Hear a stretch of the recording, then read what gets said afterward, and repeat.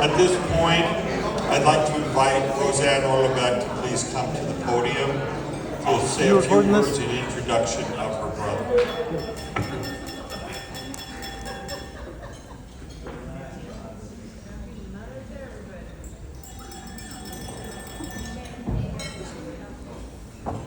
Thank you, Steve. Thank you, Jesse. That was great. Oh, I might not need my glasses. Well, I'm not really sure while I'm up here, since I truly believe that our incoming chair needs no introduction.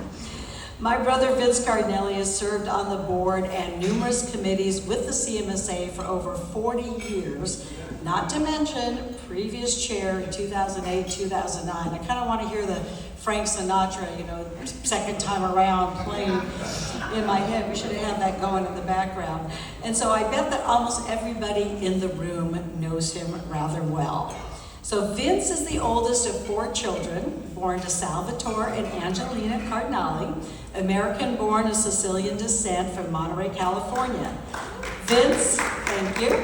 Vince has 3 children, 2 sons and a daughter, Alexander, Vincent, and Nina. Vincent and Nina are actually here tonight. Alexander was here, but he needed to fly back home today.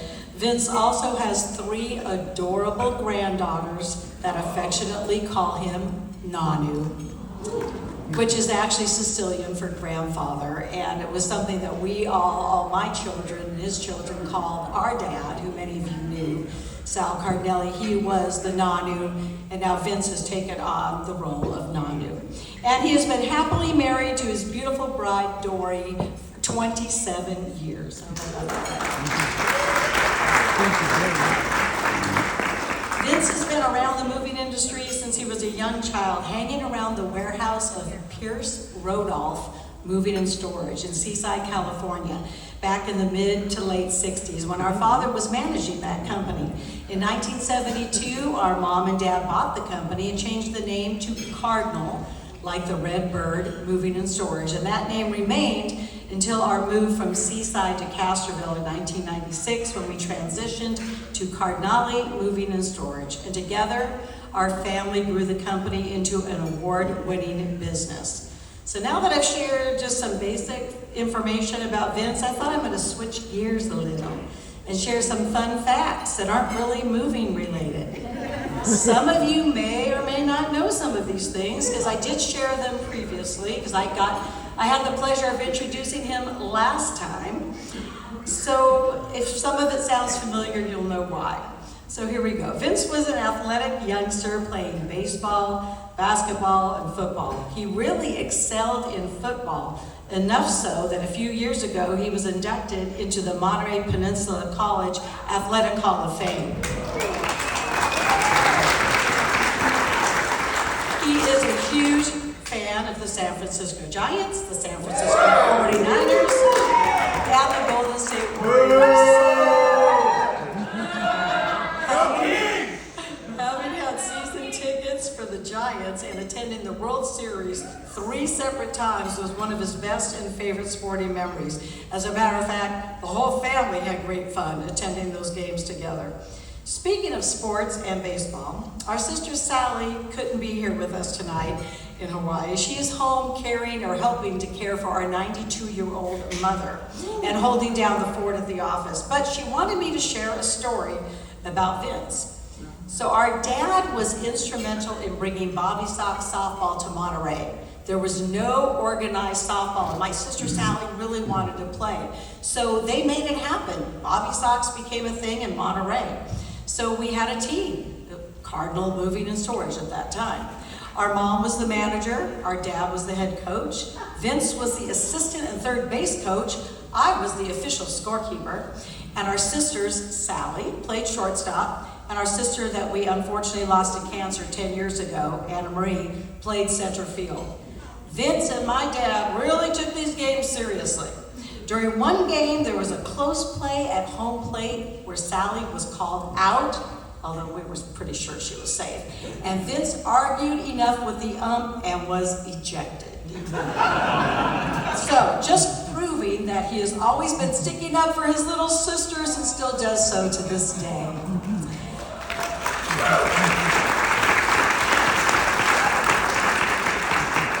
In the late 1960s, kind of a unique phenomenon happened within the Catholic Church.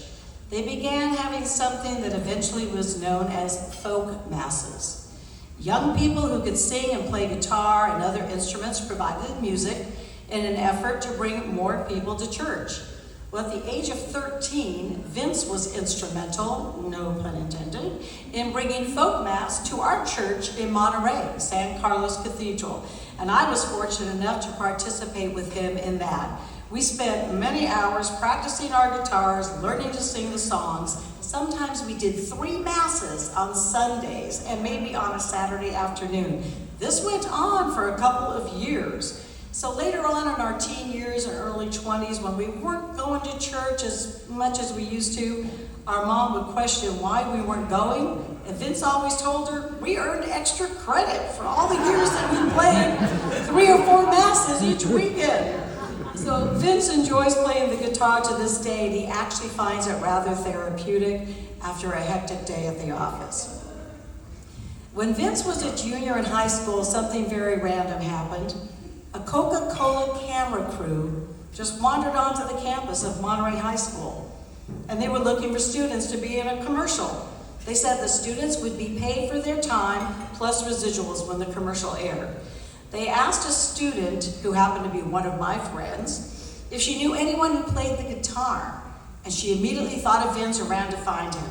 I had stayed home from school that day. I wasn't feeling well. I was really bummed when I found out what happened. Anyway, there were about 14 students that were chosen by the camera crew. They went to a park near the school to film the commercial. The reason they wanted somebody that played the guitar, they were on a park bench and with somebody in the middle strumming the guitar. That somebody happened to be Vince. I remember so many friends saying, this is too good to be true. There's no way this is a real camera crew. This is nobody from Coca-Cola. You're never going to get any money. Well, they were wrong. That commercial you can find on YouTube to this day. Do a search right now. Get your phones out. I'm not kidding. For the 1972 Coca-Cola commercial, Sing With Me. It aired for a couple of years, and Vince had a solo shot of just his face drinking a bottle of Coke, which initially caused some controversy because he had long sideburns, and it was a side shot of his face, and the producers weren't sure if the ladies in the Bible Belt and Midwest area were going to like it.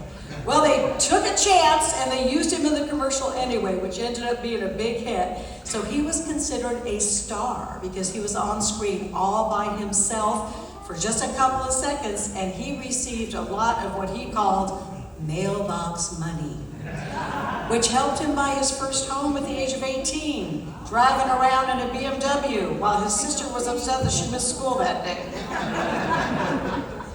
Besides being a TV star, Vince is also the Christmas tree king. From early November till the end of December, you can find him at his Christmas tree lot at the Monterey Fairgrounds for most hours of the day. If you have a question about noble firs, Douglas firs, Fraser firs, silver tips, flocking, you name it, he's your guy. Vince and his partner Lynn, who also works as our director of operations at the moving company, have been in the Christmas tree business since they were 18 years old. That's quite a while. If you're ever in the Monterey area around Christmas time, please stop by the lot, grab a candy cane, have some hot apple cider. You'll see Vince and Dory there, a lot of other family members. It's a very fun diversion from the hectic moving business. And if you think artificial trees have hurt their business, you might want to think again, as last year they recorded their largest gross receipts since they've been in business.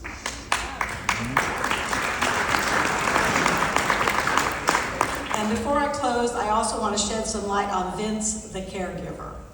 Our mother, who is 92, as I mentioned earlier, lives across the street, directly across the street from Vince and Dory, and lives on her own. Every morning, somewhere around 5:30 a.m., Vince walks across the street to have a cup of coffee with her, kind of checks on her. He brings her her breakfast, whether it's scrambled eggs and fruit or a breakfast burrito because she no longer cooks. And not only that, he also brings her her lunch for later for the day that he has made her that morning. My sister and I help. We take turns picking our mom up, bringing her to the office. She comes to the office every day, every weekday at 92, otherwise she'd be home alone. Vince drives them back, at the end of the day. He gets her settled in the house, walks across the street to his own house so Vince and Dory can, maybe get their dinner ready. And about an hour or so later, he returns back across the street to our mom's house with her dinner, and he stays with her while she eats so that she's not having dinner alone. He has truly exemplified service over self when caring for our mom. Sally and I do try to give Vince a break by going to our mom's house every Saturday and Sunday, and also taking her to her appointments, but mostly Vince is the main caregiver. Vince has taught us so many things over the years. He continues to do so, especially at our company team meetings. One is a mantra of his, which is a saying, that is, no is not in our vocabulary. Well, he definitely lives up to that saying, which was rather evident when Steve Whiteycamp called to say the association was in a bit of a predicament and needing a chairperson to take over in just a few months. Vince did not say no. So at this time, please help me welcome the athletic, guitar-playing, Coca-Cola commercial star, Christmas tree king, mover